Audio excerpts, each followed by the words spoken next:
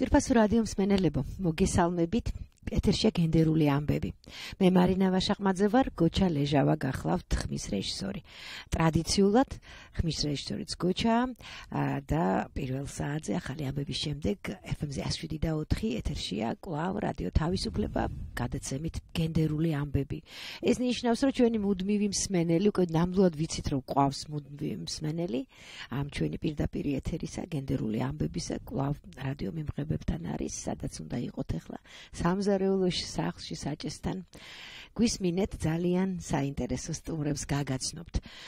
ჩვენ ვაგრძელებთ ჩვენ ასე ვთქვათ დაწყებულ კამპანიას ახსოვს ჩვენ მსმენელს უკვე რომ ჩვენ გადავწყვიტეთ რომ 4 შაბათობით რამდენადაც შესაძლებელი იქნება ვისაუბროთ საქართველოს რეგიონებში მცხოვრები ქალების შესახებ, სოფლად მცხოვრები ქალების შესახებ და უფრო მეტად გავიცნოთ ისინი, უფრო მეტად გავიცნოთ ის პრობლემები, რომლებიც ამ ქალებს აქვთ. ვეძებთ ასეთ ქალებს მარგალიტებივით გვინდა რომ გამოვაბრწყინოთ, გამოვაჩინოთ და ესეთი ორი გამორჩეული და ძალიან საინტერესო ქალი არის ახლა სტუმრად ჩვენს ეთერში. თამარ მუმლაძე გაგაცნობთ ჩვენს სტუმრებს, თამარ მუმლაძე საქართველოს სამოქალაქო განვითარების ასოციაციის აღმასრულებელი დირექტორი გახლავთ ქალაქ ლაგოდეხიდან და თეონა გელაძე სათემო კავშირ ჰერეთის ხელმძღვანელი სოფელი ჰერეთის კარიდან. არა საქართველოს სტრატეგიული განვითარების და კვლევებისა და განვითარების ცენტრმა დაგვაკავშირა ამ ორ არაჩვეულებრივ ქალთან. დიდი მადლობა მინდა მათ უთხრა. საერთოდ ეს არასამთავრობო ორგანიზაციები, ვინც ამ პრობლემებით არის დაკავებული, სოფლად მცხოვრები ქალების პრობლემები ძალიან გვეხმარება ამაში, რომ უშუალოდ მეტი კავშირი გქონდეს და ვიპოვოთ ის გამორჩეული ქალები და მე უკვე თვითონ ეს ქალები გვეხმარებიან, რომ სხვა ქალები გავიცნოთ. თქვენგანაც ამის იმედი გვაქვს, თამარ და თეონა. და მოდი დავიწყოთ ახლა საუბარი. ორი თემი. კონკრეტული გეოგრაფიული მდებარეობა. ვილაპარაკოთ ხალხზე, ვინც თქვენს გარშემოა, თუმცა ჩვენმა მსმენელმა შესანიშნავად იცის და თქვენ ხომ მოგეხსენებათ, რომ პრობლემები საერთოა. გინდა ქალაქად მცხოვრები ქალი იყოს, გინდა სოფლად მცხოვრები ქალი და რეგიონში მცხოვრები ქალი.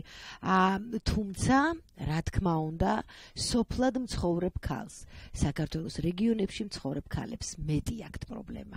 და ხშირად ორმაგდებათ და უსამაგდებათ კიდეც.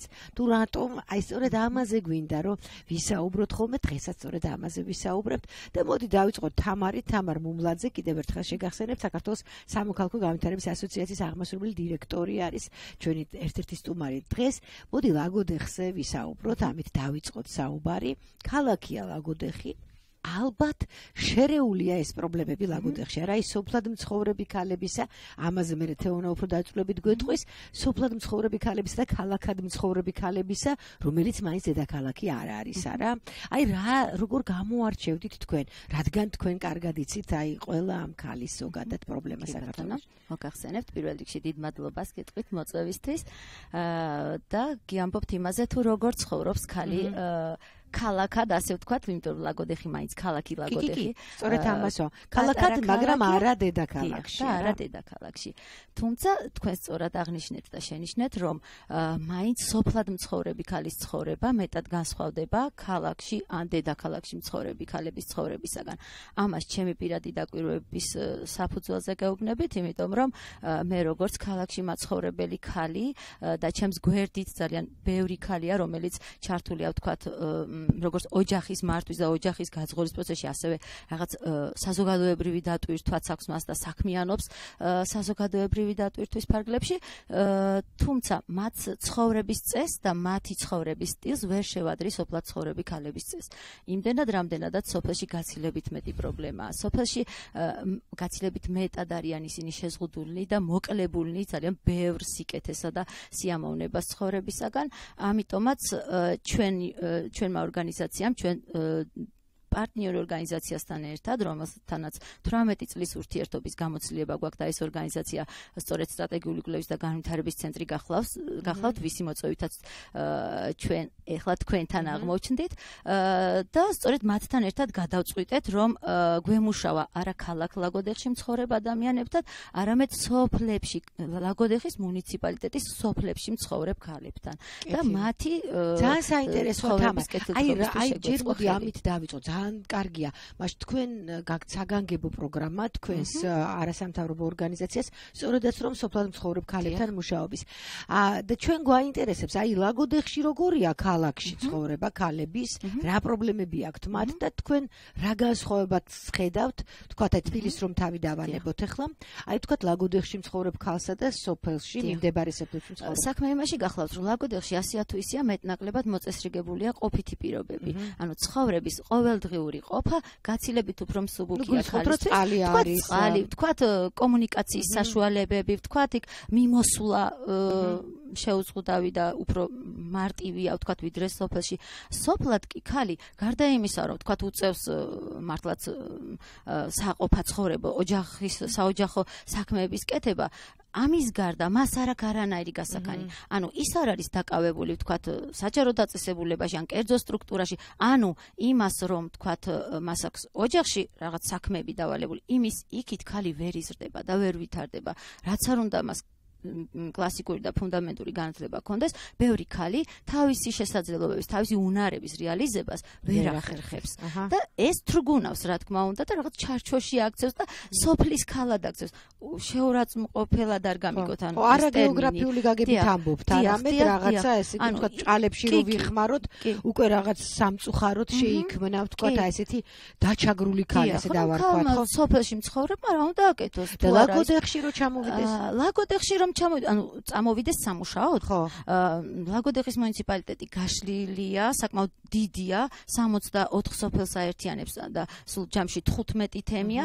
შესაბამისად ის ყველა ლაგოდეხში ვერ წამოვა სამუშაოდ, თუნდაც მანძილის სიშორის გამო, თუნდაც იმის გამო, რომ მას სამუშაო ადგილები და არც ასე თამამადაც ხომ არ ვართ განებივრებული სამუშაო ადგილებით, რომ თქვა სიტყვაზე ყოველ მეორეს მაინც ქალს შეეძლოს ლაგოდეხში ამოსვლა და იქ დასაქმება. თუმცა ასეთი შემთხვევები გვაქვს, რომ ზოგიერთი ქალი ახერხებს წამოსვლას, მაგრამ ეს არის ზოგიერთი. და თითო ლაგოდეხში, ქალაქ ლაგოდეხში ქალები დასაქმებულები არიან. მეტნაკლებად, რა თქმა უნდა, იმიტომ რომ მაინც იქ ასია თუ ისე არის უფრო მეტი სივრცე დასაქმებისა, თქვათ, არის საჯარო დაწესებულება, იმიტომ რომ ადმინისტრაციული ცენტრია. სანამ გადავალ თეონასთან და უშუალოდ სოფელზე ვილაპარაკებთ, ნუ აი ლაგოდეხში რა სად მასწავლებლად მუშაობს, ადმინისტრაციული ცენტრი რადგანაც არის, აქ არის უკვე ქალაქში თავმოყრილი, თქვათ, კულტურის სამსახური, ახალგაზრდული სამსახური, ვთქვათ, არის სამედიცინო დაწესებულებები 2-3, აქაც შეიძლება რომ იგი დასაქმდეს, საბავშვო ბაღებში შეიძლება დასაქმდნენ, შეიძლება თვით დასაქმებასაც უფრო იოლად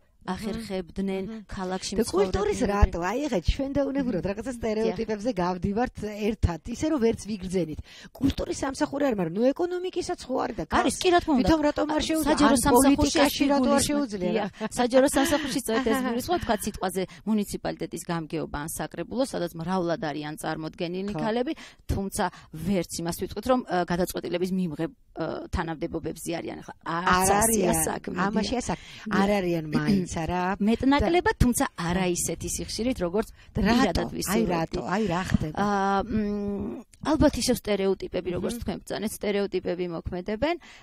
ერთი რაც ჩემდა საამაყოდ მინდა ვთქვა, ლაგოდეხი ცოტა მე მეჩვენება ყოველ შემთხვევაში ცოტა გამორჩეული მუნიციპალიტეტია, სიტყვაზე კახეთის მუნიციპალიტეტებს შორის, ცოტა მეტად უფრო ცოცხალი და მებრძოლი ხალხი ცხოვრობს. ანუ შესაძლოა, ვთქვათ, მოეზობელ მუნიციპალიტეტებს რო შევადარო, იქ უფრო ინერტული იყოს ცხოვრების წესი. ჩვენსკენ უფრო ცოტა ცოცხალი ხალხი, ალბათ ეს იქიდანაც არის განპირობებული, რომ ლაგოდეხის მოსახლეობა მთლიანი საქართველოს ნაკრებია, ასე ვთქვათ, რაჭველები, იმერლები, გურულები, მეგრელები, კახელები, ყველანი ერთად არიან თავმოყრილი და რაღაცნაირად რაფინირება მოხდა საზოგადოებისა და მეტად სიცოცხლის უნარიანია შესაძლოა. ძალიან საინტერესო, გავაგზავნოთ ამაზე საუბარი, მაინტერესებს ძალიან ლაგოდეხის ამბავი, ანუ არადედაქალაქის ერთ-ერთი ქართული ქალაქის ამბავი, იმიტომ რომ თქვენ მაგალითად საჯარო სამსახურში არ ხართ, მაგრამ ასეთი აქტიური ქალი ბრძანდებით, ანუ თურმე არის კიდე ასპარეზი. და სამაყოდ მინდა ვთქვა, რომ ბევრი ორგანიზაცია არასამთავრობო, სადაც სწორედ ქალები არიან ხელმძღვანელები ლაგოდეხში. აი ამას მოუბრუნდეთ, ცოტა ხანში მანამდე თეონასთან გადავალ, ხა სიტყვით თეონა გელაძე,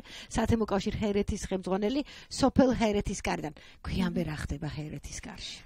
პირველ რიგში მინდა მოგესალმოთ, მივესალმოთ ჩვენს რადიო მსმენელებს, მადლობა მოწვევისთვის.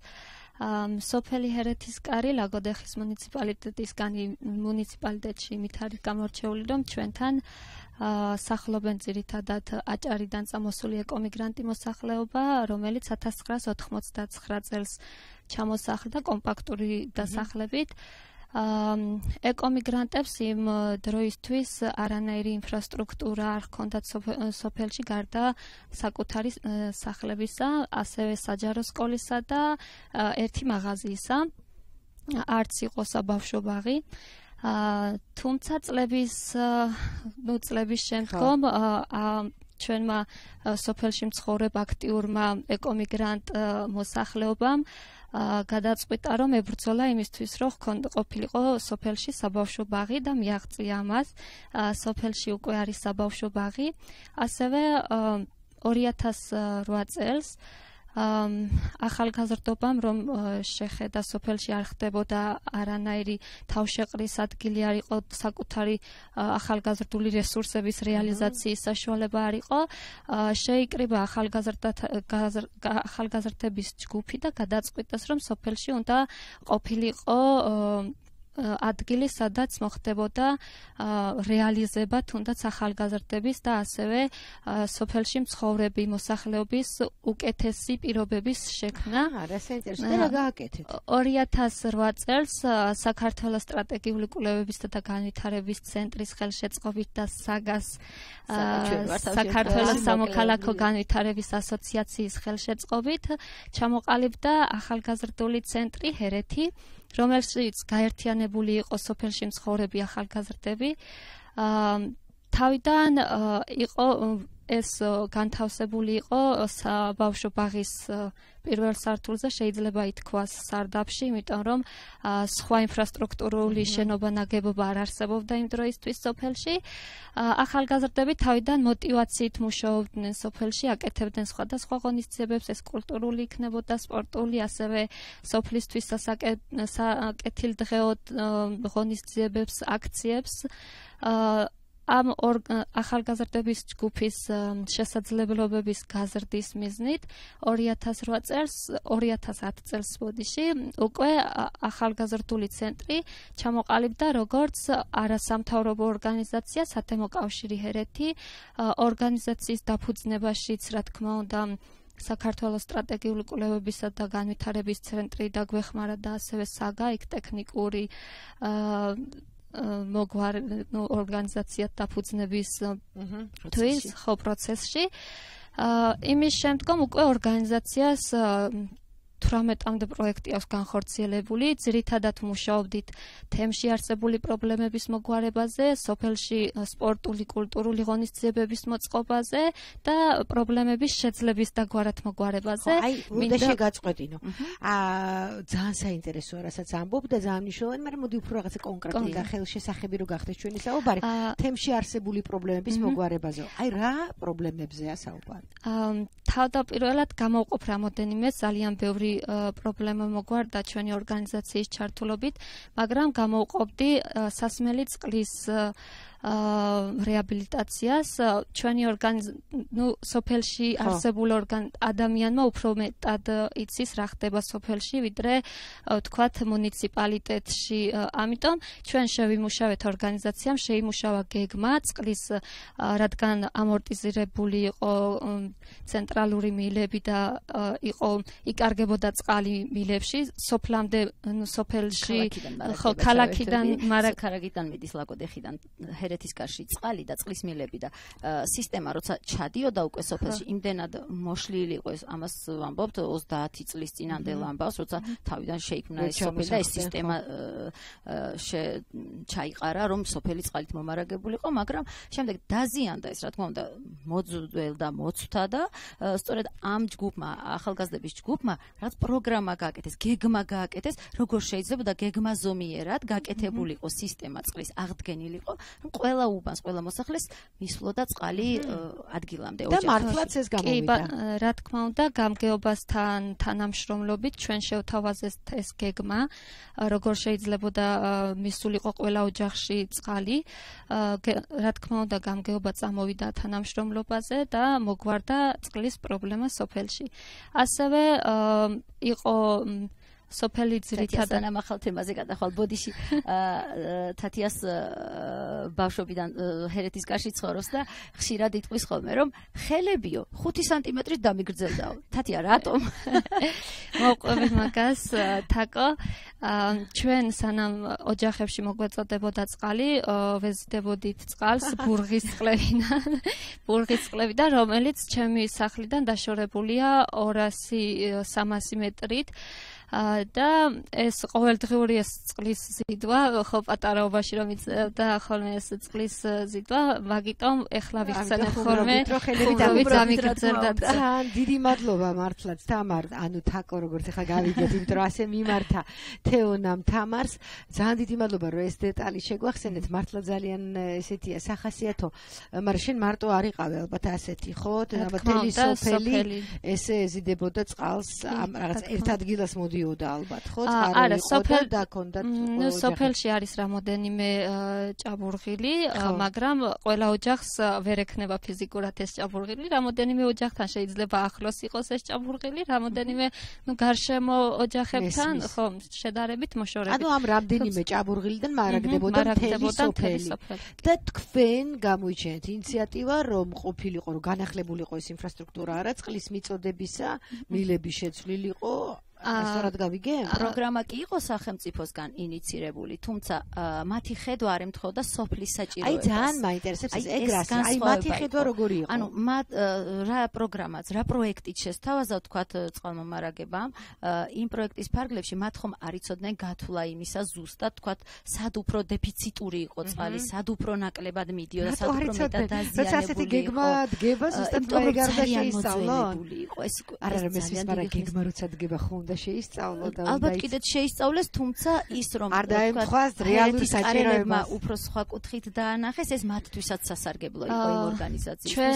ჩვენ ორგანიზაციამ შევთავაზეთ იმ კუთხით, რომ შესაძლებელი იყოს სწრაფად მოგვარება და ამასთანავე ნაკლებ ხარჯებთან დაკავშირებული. აი მაგ რას ნიშნავს ეს ამორტიზირებული მილები ზუსტად ვიცოდით სად იყო ამორტიზირებული სოფლის ჩვენმა ორგანიზაციამ სად იყო ონკანის შესაცვლელი, სად სჭირდებოდა და ასე შემდეგ აღმოჩნდა 14 კერა სადაც დაზიანებული იყო და აღმოფხრილი იქნა ანუ ამ კერების აღმოფხრის შემდგომ უკვე ყველა ოჯახს მეწოდა წყალი იკარგებოდა ეს ძალიან კარგი ამბავია ანუ შეგვიძლია ვთქვათ ხო რომ თქვენი პირადი ინიციატივა პირადი როგორ ანუ აი ამ სწორედ ორგანიზაციების საგაგეხმარებათ აგერ აბრევიატურას გავიგეთ შესაძლებელი გახდა რომ ერთ-ერთი უდიდესი პრობლემა რომელიც სოფელში ქალებს განსაკუთრებით აწვევად ზურგზე ეს არის სწორედ წყლის პრობლემა და თან ძვირფასო რადიომსმენელებო მე აქვე ვიტყვი რომ ჩვენ მხოლოდ რადიომსმენელები არ გვყავს ვიდეოზე იწერება ხა ჩვენი საუბარი და სულ მალე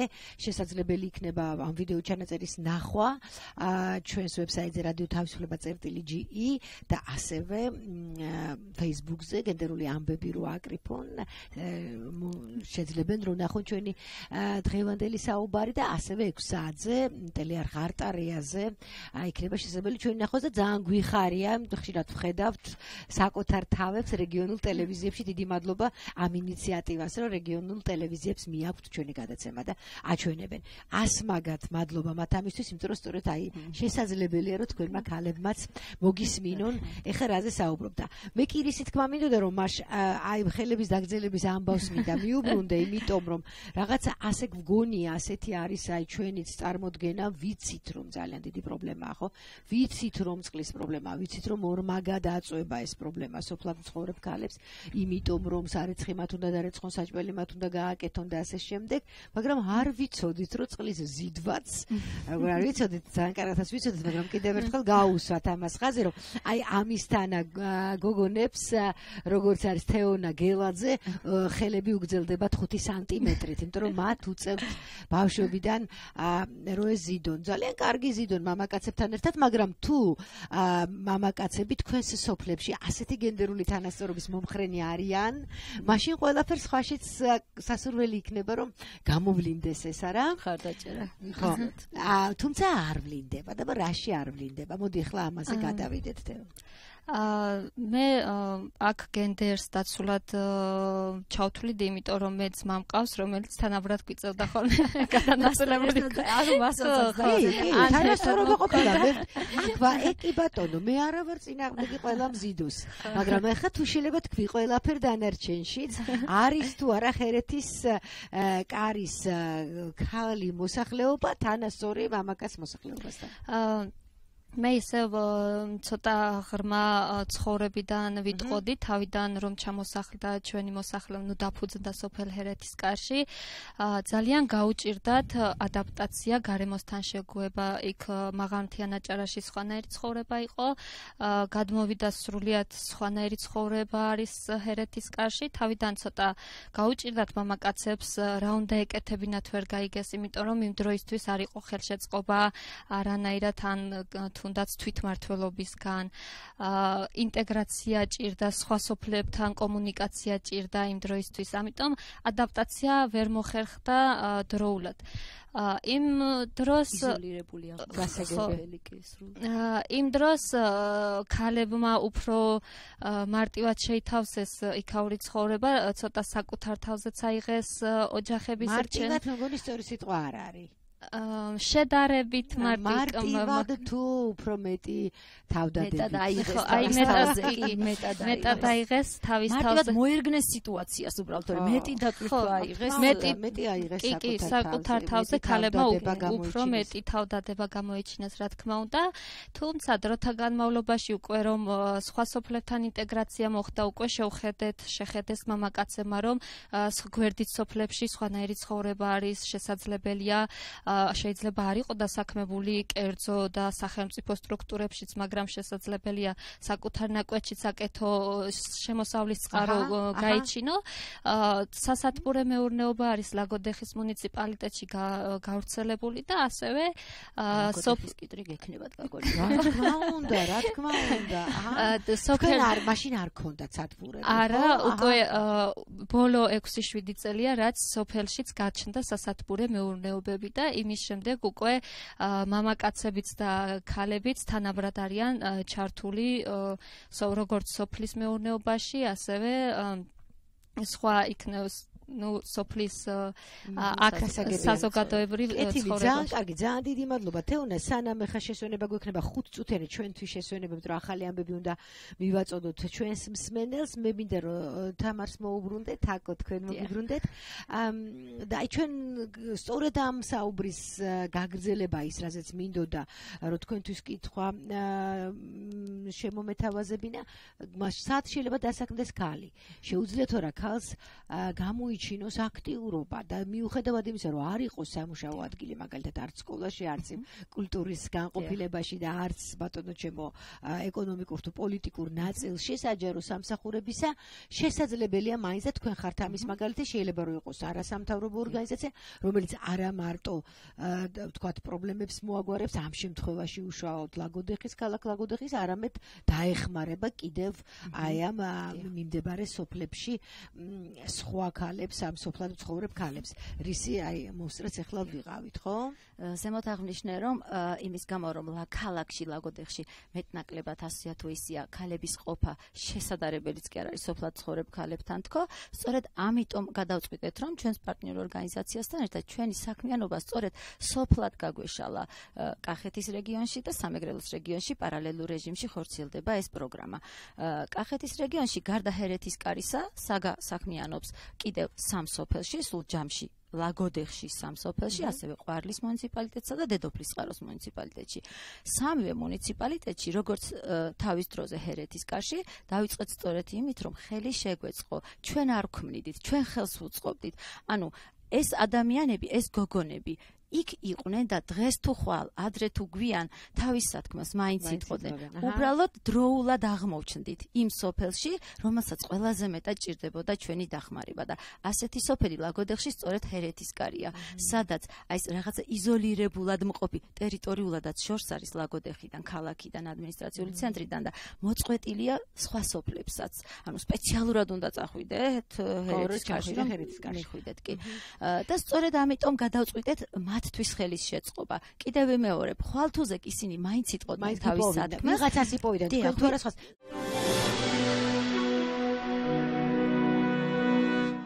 ვაგრძელებთ გადაცემას გენდერული ამბები და ვაგრძელებთ ჩვენს ძალიან საინტერესო სტუმრებთან ერთად თამარ მუმლაძე, საქართველოს სამოქალაქო განვითარების ასოციაციის აღმასრულებელი დირექტორი გახლავთ ქალაქ ლაგოდეხიდან, საგა შემოკლებით ასეთი არის აბრევიატურა ამ ორგანიზაციისა და თეონა გელაძე სათემო კავშირ ჰერეთის ხელმძღვანელი სოფელ ჰერეთის კარიდან და აუცილებლად მინდა რომ შევახსენოთ ჩვენს მსმენელსა და მაყურებელს რომ საქართველოს სტრატეგიული კვლევების და განვითარების ცენტრის ასე ვთქვათ საშუალებით გავიცანით ეს არაჩვეულებრივი ქალები და მოვიწვიეთ დღეს სტუდიაში.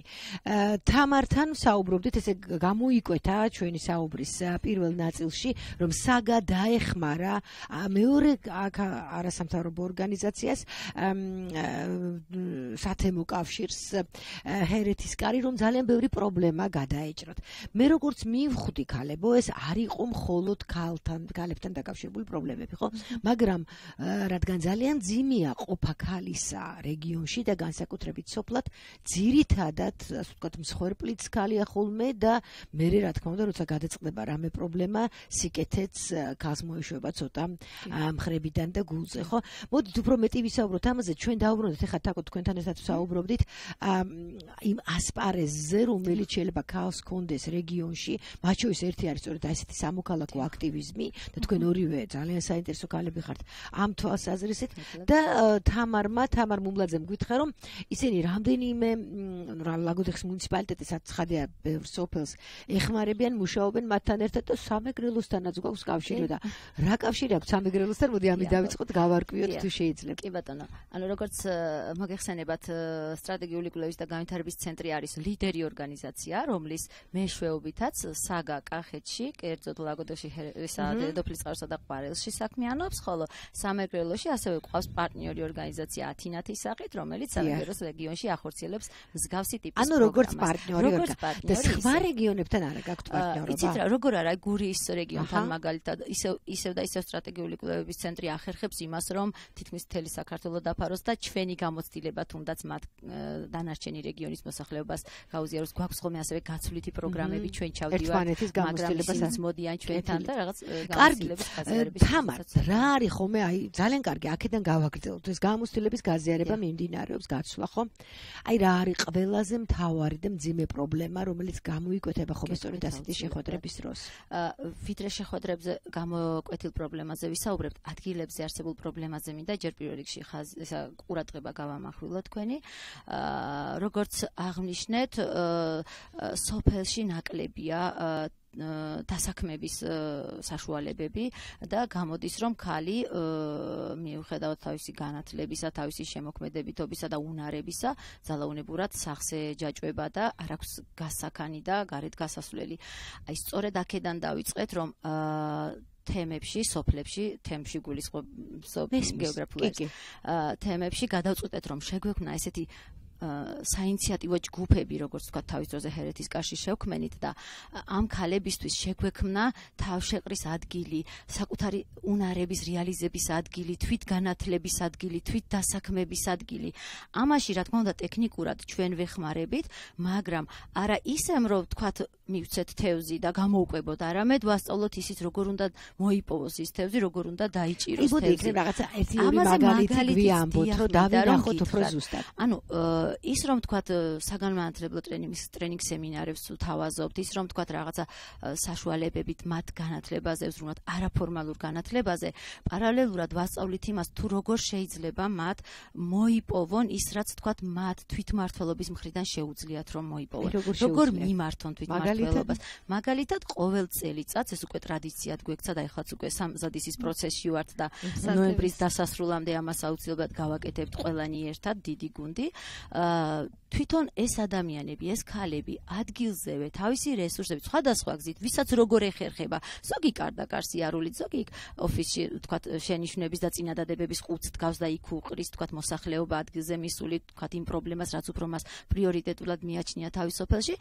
შემდეგ ჩვენი საინიციატივო ჯგუფი ამის დახარისხებას აკეთებს, გამოკვეთავს ყველაზე მეტად პრიორიტეტულ პრობლემას და მიდის უკვე თვითმმართველობაში ამ პრობლემით და თვითმმართველობას მიმართავს ოფიციალურად, რომ იცით, ჩემს სოფელში, სოფელ ჰერეთის არის ესა და ეს პრობლემები მოსაგვარებელი და გთხოვთ, თქვათ, მომავალი 2017 წლისათვის გაითვალისწინოთ ეს პრობლემები. უნდა გაგაწყდეთ, რომ თქვენ რო იცოდეთ, ისე ძალიან ბევრი დრო გავიდა, 40 წუთია უკვე გასული ამ საათიდან. ამიტომ ცოტა დრო გვაქვს, თქვენ ახლა მექანიზმს აღწევთ და კი ბატონო, გასაგებია ეგ ისედაც და მნიშვნელოვანია, რა თქმა უნდა, მაგრამ ჩვენ არ გვინდა მექანიზმი. თუ შეიძლება ვისაუბროთ იმ კონკრეტულ პრობლემებზე, რა პრობლემებს უკავშირდება ეს როჯერისენი დაწერენ თქვენ რომ ეხმარებით მომის, გავიგეთ მექანიზმი. რა პრობლემებზე ვსაუბრობთ? პრობლემაა ვთქვათ ის, რომ ადამიანებს არ აქვს ვთქვათ, აი განსაკუთრებით თუ ადრეულ ასაკშია გათხოვილი და არ აქვს პროფესია შეძენილი, მან არ იცის ცხოვრებაში რა აკეთოს, აქვს სურვილი რომ იმუშაოს, მაგრამ სად იმუშაოს, რა აკეთოს არ იცის. საინტერესო, თქვენ როგორ შეიძლება მიახმაროთ ამ? ვთქვათ, ვთავაზობთ ჭრაკერვის კურსებს, რომ ისწავლოს ჭრაკერვა, ვთავაზობთ მე არა, ცენტრები. მოდი გადმოვიდეთ ცოტა გავსი ორგანიზაცია და ასწავლის როგორ უნდა აკეთოს ეს დასაქმება. კონკრეტულად რა კურსები არსებობს ლაგოდეხსა და ვთქვათ ლაგოდეხის მუნიციპალიტეტში და ჰერეთის კარელი ქალისთვის მაგალითად. ჩვენი ორგანიზაცია ჩართულია, რა თქმა უნდა, არაფორმალურ განათლება ხდება ორგანიზაციაში. ამ ეტაპზე ჩვენ გვაქვს ჭრაკერვის კურსები, რა თქმა უნდა, ჩვენი დონორის პარტნიორობით 100 ფონდი ლელი, რომელმაც შემოგთავაზა, რომ სოფელში გახსნილიყო ჭრაკერვის კურსები, ინგლისურის კურსები და კომპიუტერის შემსწავლელი კურსები. რა თქმა უნდა, თანამშრომლობაზე ჩვენ არასდროს უარს არ ვამბობთ, პირიქით ყოველთვის გვიხარია, ვინც სოფლის მოსახლეობისთვის და სოფლისთვის სასიკეთო. გეხვეწები უნდა მოვიკრიბოთ ძალა. უარს რო არ ამბობთ, გავიგე, მე მაინტერესებს. ეს საჭიროება მათგან წამოვიდა და ეგ იყო მთავარი, ხო ესია რა. ანუ რატო ჭრაკერვა, რატო კომპიუტერი, რატო ინგლისური? იმიტომ რომ ეს არის ამ წუთისთვის აქტუალური ამ სოფლისთვის. ამათ ეს შეიძლება ქალაქში მცხოვრებ, მით უმეტეს დედაქალაქში მცხოვრებ მსმენელს გაეცინოს რაღა დროს კომპიუტერის არ გაეცინება. ძალიან კარგად თქვენ ვერ წარმოიდგენთ, რომ დედაქალაქშიც ძალიან ბევრ ქალს სჭირდება, ახალგაზრდაზე არ არის ხა საუბარი, ხო? ვთქვათ, აი საშუალო ასაკისასაც კი არ გაეცინება ამაზე. და ძალიან კარგია, რომ თქვენ ამას აკეთებთ, ეს ძალიან მნიშვნელოვანია. მე რა მინდა იცით, მაპატიეთ, განა თქვენ რასაც ყველაფერს ფანტასტიკურად ამბობთ და სწორია ეს პრობლემა. მე მინდა რომ გამოვიყენო დრო ჩვენ ესეთი ფუფუნება გვაქვს, რომ თქვენ ხართ აი საქართველოს ამ არაჩვეულებრივი რეგიონიდან და გვიანბოთ ამ ქალების ცხოვრების შესახებ, იმის შესახებ ამ ქალებს რა პრობლემები აქვთ. არა მხოლოდ იმას თქვენ რა გადაწყვიტეთ რა პრობლემა მესმის, ეს ძალიან მნიშვნელოვანია ყველაფერსაც ამბობთ, მაგრამ ბევრად უფრო ღრმა და სერიოზულია ის პრობლემები, რომლებიც თქვენს გქონდათ, თქვენ დედებს, თქვენ დებს, თქვენ გარშემო ქალებს აქვთ. ეს მინდა რომ მიამბოთ ამისთვის თრაჩენილი 15 წელი. ერთ მაგალითს გავიხსენებ თუ შეიძლება, ჰერეთის კარზე არ გიამბობთ, ხოლო ამ შემთხვევაში ვარდისუბანი ასეთი სოფელი ლამაზი ლაგოდეხში და ამ სოფელშიც არის ცენტრი და სწორედ იქ დასაქმებული და იქ თავმოყრილი ქალების ინიციატივით სულ ახლახანს განხორციელდა ერთი პროექტი, რომელიც მართლა პირდაპირ ქალებზე და ქალების შრომის შემსუბუქებაზე იყო ორიენტირებული. ეს გახლდათ წვეთოვანი სარწყავი სისტემების მონტაჟი საკარმიდამო მონაკვეთებში. ამ ჯგუფის მიერ, ვარდისუბნის ჯგუფის მიერ, სოფელში შეირჩა 10 ყველაზე გაჭირვებული ოჯახი, რომ ან ვთქვათ მრავალშვილიანი ოჯახი, ათეულში მოხვდა ერთი სიტყვით ასეთი კატეგორიის ოჯახები, სოციალურად დაუცველი მრავალშვილიანი ან შეზღუდული შესაძლებლობის მქონე სტატუსის ადამიანი თუ ცხოვრობს ამ ოჯახში და ამ ოჯახებს გაუკეთდათ ძალიან თანამედროვე სტანდარტული საწვეთოვანი სარწყავის სისტემა, რათა გაუმჯობესებულიყო სოფლის მეურნეობის პროდუქციის წარმოების პროცესი და ნაკლები შრომი და ნაკლები ფიზიკური დატვირთვით. მოგიხსენება ძალიან შრომატევადი საქმეა ბოსნეული კულტურების წარმოება. ვიცით რომ ქალები ეს და ძირითადად ქალები არიან ჩართულნი, დიახ, და ეს სისტემა იმდენად მარტივია, რომ ქალისთვისაც ადვილად დაძლევადია.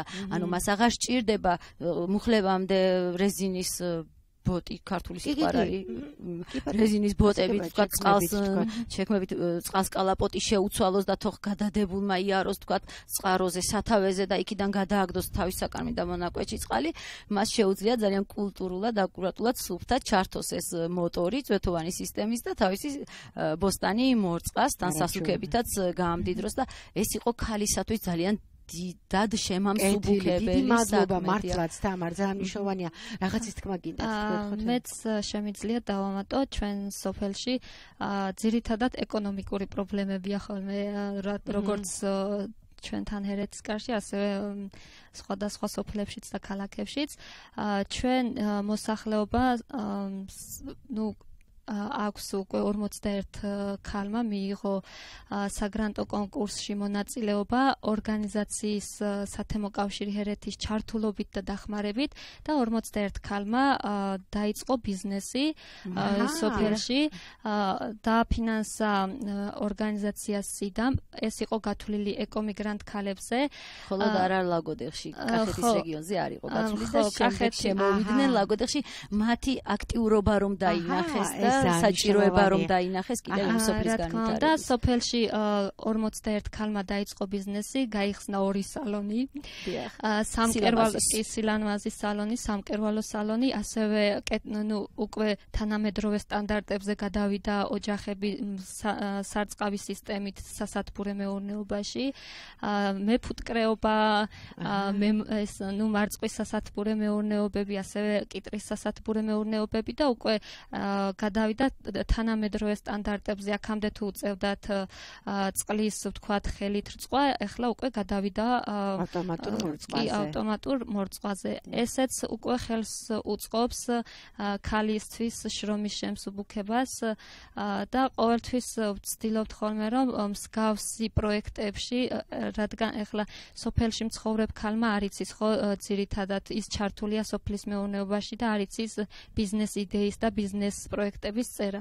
ამიტომ ჩვენ უკვე გვაქვს იმის ფუფუნება საგას ხელშეწყობით, საქართველოს სტრატეგიული კვლევების და განვითარების ხელშეწყობით გავიარეთ სხვადასხვა ტრენინგები, იქ ბიზნესის წერა, იქ პროექტის მომზადება და ასე შემდეგ და უკვე ჩვენს გამოცდილებას უზიარებთ სოფელში მცხოვრებ მოსახლეობას, რომ თვითონაც ჩაერთონ საგრანტო კონკურსებში, მოიძიონ სხვადასხვა დონორები და ასე შემდეგ. ეხლა შემოსულია ლაგოდეხში ქეა საერთაშორისო კავკასიაში ასეთი ორგანიზაცია, რომელიც აფინანსებს ასევე ბიზნეს პროექტებს და სოფლის შემიძლია სრული პასუხისმგებლობით თქვა, რომ 100%-ია დაინტერესებული, რომ მიიღოს მონაწილეობა საგრანტო კონკურსში. ანუ ამით ცდილობენ, რომ თვითონ გამონახონ საარსებო წყარო და საშუალება და გახდნენ ფეხზე არად მდგომი ადამიანები. ადრე იყო პრობლემები თქვენი გამოცდილებით. ადრე იყო უფრო რაღაცა ესეთი ჰილისტური დამოკიდებულება, ხელი ქონდათ ჩაქნეული. იცით როგორი დამოკიდებულება იყო აი პრობლემებზე რადგან საუბრობთ, აი მე მგონი რომ ეს სწორედ შესატყვისება ის მაგალითი ხარ, რასაც გეტყვით. თავიდან როდესაც დავიწყეთ აი ასეთი მიდგომით სოფლებთან ურთიერთობა რომ ჩავდიოდით და ვთავაზობდით თანამშრომლობას, იცით როგორ უნდობლად გვექცეოდნენ. არ სჯეროდათ რომ რასაც ვთავაზობდით ეს კარგი იყო მათთვის. აი თქვა ერთი შემთხვევა მახსენდება ერთ-ერთ სოფელში შევთავაზეთ რომ მოდით კულტურის სახლი აღვადგინოთ შენობა ქონდათ და აღვადგინოთ რომ იქ ღონისძიება შეკრება რაღაცა შეკრების ადგილი მაინც რო ქონდეთ იცით როგორ აი რაღაცა სკეპტიკურად გვიყურებდნენ ალბათ ჩვენგან რაღაცას ჩვენ რომ ამდენი მოგვეცით თქვენთვის რამდენი დაგჭათ აი სრული ეს დამოკიდებულება იყო რაღაცა უნდა ეს მათი ბრალი არ არის რა თქმა უნდა ეხლა უკვე იცით როგორც იმდენად დიდია ჩვენ დამი ნდობა ეს რა თქმა უნდა წლებმა მოიტანა გამოცდილება მოიტანა და აღიარება გვაქვს პოპულარობა გვაქვს უკვე მოპოვებული მათ თვალში და ისინი პირიქით გველოდებიან და კარს გვიხსნიან რომ შევიდეთ და მათთან ვისაქმიანოთ და ვითანამშრომლოთ და მინდა თათიას შევახსენ თუ დავამატო თათიას საქმიანობას თეონას საქმიანობას ეს ორი სახელი თამარი თაკო თეონა თათია რომ ის გზა რაც თავის დროზე ჰერეთის კარმა გაიარა როგორც ეკომიგრანტმა სოფელმა ეს რომ გაიოლებული ყოფილიყო სხვა სოფლისთვის და მინდა გითხრათ რომ ლაგოდეხში ჰერეთის კარის გარდა სხვა ეკომიგრანტული სოფლებიც არის რომელიც სულ ახლახანს შეივსო და ჩამოყალიბდა სოფლად როგორც ეკომიგრანტი სოფელი, ეკომიგრანტთა სოფელი და იმ ადამიანებს იქ მაცხოვრებლებს იგივე პრობლემები აქვთ ეხლა რაც მათ თავის დროზე ჰქონდათ წლების წინ და ამ ორგანიზაციამ გადაწყვიტა რომ ცოტათი მაინც რომ შეემსუბუქებინათ ახლად ჩამოსახლებული ეკომიგრანტებისთვის ცხოვრება ასეთივე გზა რაც მათ ტანჯვის გზა გაიათ რო არ გაევლოთ ეს გოგონები, ეს ჯგუფი ჩავიდა და იმ სოფელს ეხმარება ეხლა იქ განვითარება, რომ იქ როგორც ჩვენ თავის დროზე მათ ეხმარებოდით. ახლა ესენი აკეთებენ იგივე სიკეთეს და იგივე საქმეს იმ სოფლისთვის, რასაც ჩვენ განვითარებდი. მე თავიდან რომ მივედი NGO სექტორში, მახსოვს ერთ-ერთი ტრენინგი, პროექტების მომზადება იყო ტრენინგი და მაშინ ტრენერმა გვითხრა ჩვენ გასწავლით თევზის ჭერას და ის უნდა მოიპოვოთ თქვენ. ჩვენ ნამდვილად ვისწავლეთ ეს თევზის ჭერა, ჩვენ საგას და საქართველოს სტრატეგიული კვლევების ცენტრის მიერ საქმის კეთება ვისწავლეთ და ეხლა გვინდა რომ ჩვენმა ორგანიზაციამ ხელი შეუწყოთ უკვე სხვა სოფელში, სხვა თემში ცხოვრებ ეკომიგრანტ მოსახლეობას. ისინი უკვე 3-4 წელია რაც სახლობენ მუნიციპალიტეტში. აი ეს თევზის ჭერა რა არის? აქტიურობა ხო?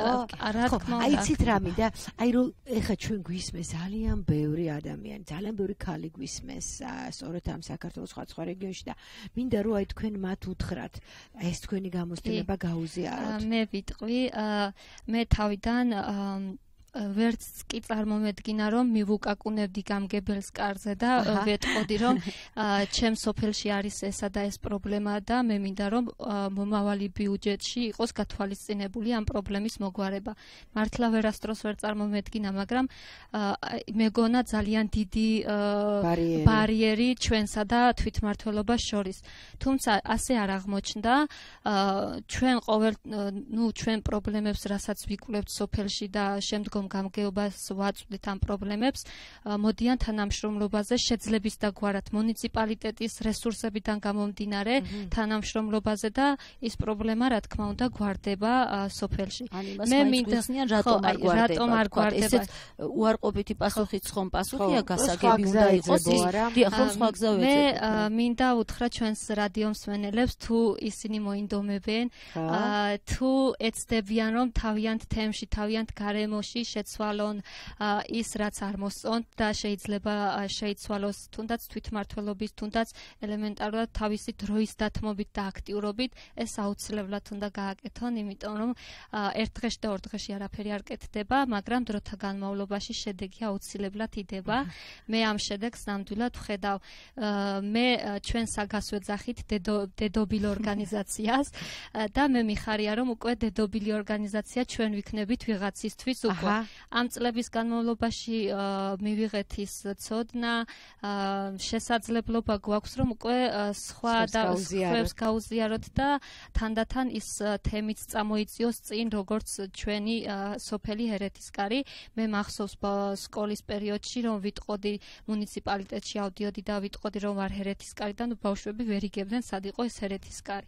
მაგრამ დღეს უკვე იმდენად ცნობილია ჰერეთისკარის სხვადასხვა პროგრამების, სხვადასხვა პროექტების, თუნდაც ინიციატივების წყალობით უკვე ჰერეთისკარი იცის მოსახლეობამ და რა თქმა უნდა უკვე დონორებმაც ასე თუ ისე ნდობის ფაქტორიც არის, იცის რომ არის ჰერეთისკარში ჯგუფი, რომელიც უნდა გაგაწყვეტინოთ რომ ძალიან ცოტა დრო დაგვჭირდა და დაგვირეკეს. ამიტომ ხედავთ, არ ვიცი, ვნახოთ, შესაძლებელია თქვენმა ესეთმა სამაგონებელმა მოწოდებამ გამოიღო შედეგი. გისმენთ, თქვენ პირდაპირ ეთერში ხართ, მსმენელია ხაზზე. გამარჯობათ, მოგესალმებით, ძალიან აქტიური თემა არის და მე ჩემ თავს ვთვლი აქტიურ მოქალაქედ და ზუსტად 10 განცხადება მიშევიტანე გამგეობაში 2012 წელს. ეს ეხებოდა ქარსაცავი ზოლების აღდგენას, ეს ეხებოდა მიწის რეფორმას, ეს ეხებოდა წყალის, გზის გამაგრების და რა ვიცი, ძალიან ბევრ საკითხებს და დღემდე მიუხედავად იმისა, გეოლოგების 3 დასკვნა არის და ამას ალბათ თქვენი სტუმარი მიმიხვდება, რამდენი სირბილი ჭირდებოდა 3 დასკვნის გაკეთებას წელს ჩაგდებით.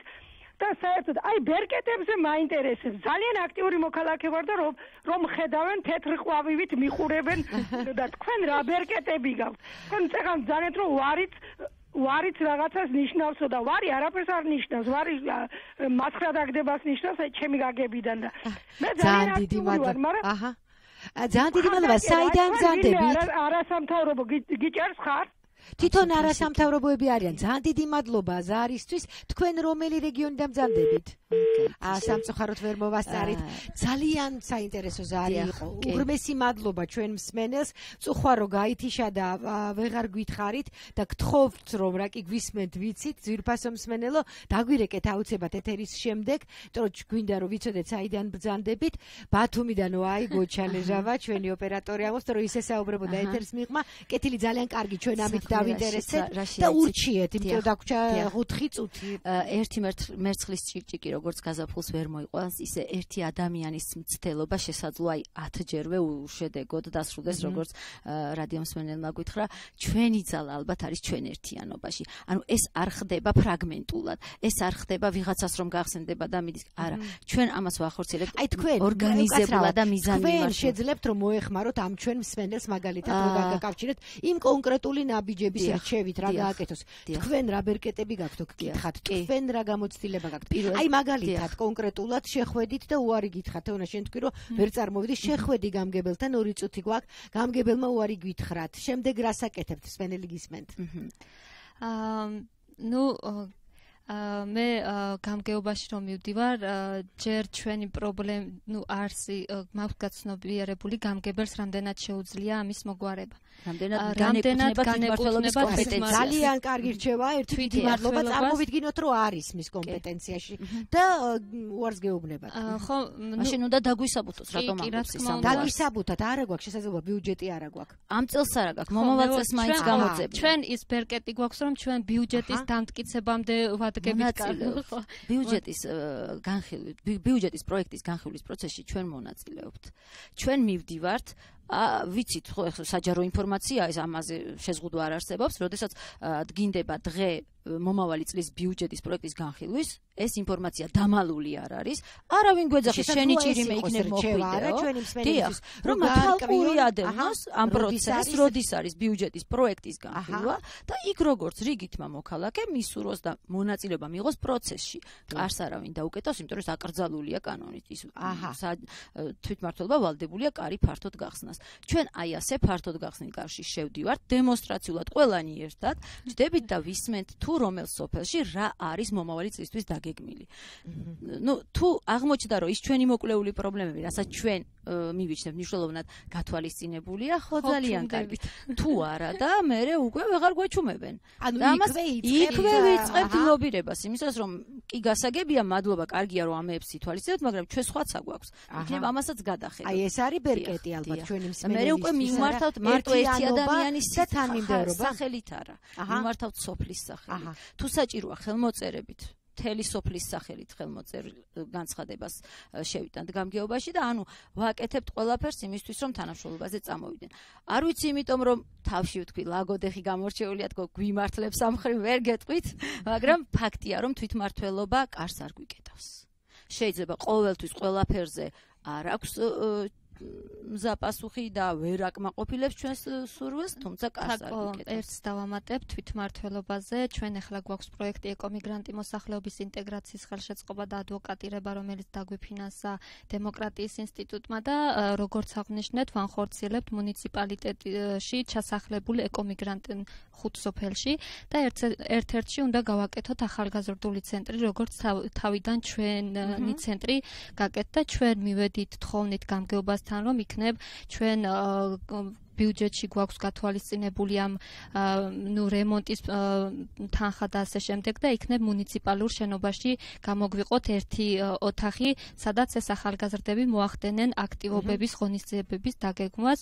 რა თქმა უნდა, გამგეობამ ჩვენ უარი არ გვითხრა ამ შეთავაზებაზე, პირიქით ახალგაზრდული ცენტრები ჩვენთვის პრიორიტეტულია და რა თქმა უნდა, ძალიან დიდი მადლობა დამთავრდა ჩვენი გადაცემა. წუხარ ძალიან რომ უნდა გაგაწყვეტინოთ. ძალიან საინტერესო გადაცემა იყო. დიდი მადლობა ჩვენ მსმენელს რომ დაგვირეკა და ჩაერთო. ეს ნიშნავს რომ თქვენმა საუბარმა მას დაარეკინა აქ ჩვენთან და თქვენგან უნდა და რჩევა, თქვენგან უნდა და რეკომენდაცია.